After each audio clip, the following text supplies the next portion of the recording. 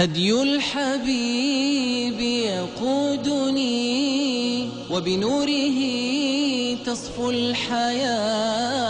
سار في درب النبي رسول الله صلی الله علیه و سلم فرمودند: خانه های خود را قبرستان قرار ندهید، همانا شیطان از خانه‌ای که در آن سوره بقره خوانده شود می‌گریزد.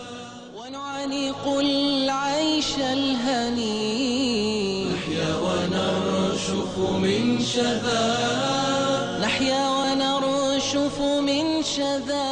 هدي الحبيب يقودني وبنوره تصفو الحياة.